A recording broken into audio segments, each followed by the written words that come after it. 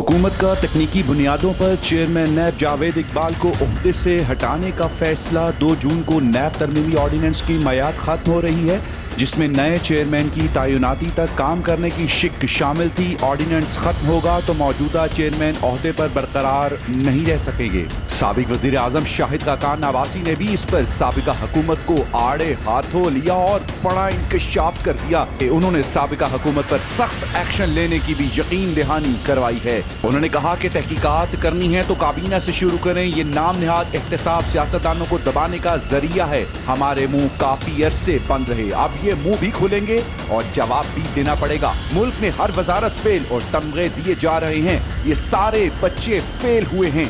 Parliament के अंदर मिलकर सियासत कर रहे हैं, पार्लियामेंट के बाहर पीपल्स पार्टी की अपनी सियासत है। तहरीके अदम इत्तेमाद के बाद हुकूमत आती है या इंतखाबात होते हैं, मेरी जाती राय है मुस्लिम लीग नून किसी अबूरी हुकूमत का हिस्सा नहीं बनना चाहिए। मुस्लिम लीग नून फौरी इंतखाबात चाहती है। अदम इत्तेमाद जब लाई जाएगी बताएंगे। इन ख्यालात का इजहार साबिक वज़ीर आज़म और मुस्लिम लीग नून के सीनियर रहनुमा शाहिद खाकान अब्बासी ने प्रेस कॉन्फ्रेंस से खिताब करते हुए कहा। उन्होंने कहा कि मुल्क में नाम निहाद एहतसाब के अमल के हक़ाइक़ अवाम के सामने रखना जरूरी है।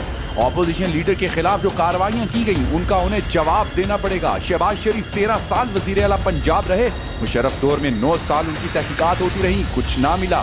एक पैसे की करप्शन शहबाज शरीफ से मंसूब नहीं की जा सकती। कोई अफसर ले आए जो कहे नौकरी के लिए पैसे दिए हैं। नैब चेयरमैन कहते हैं मैं केस देखता हूँ, फेस नहीं। हम बताएंगे चेयरमैन नैब का फेस क्या है।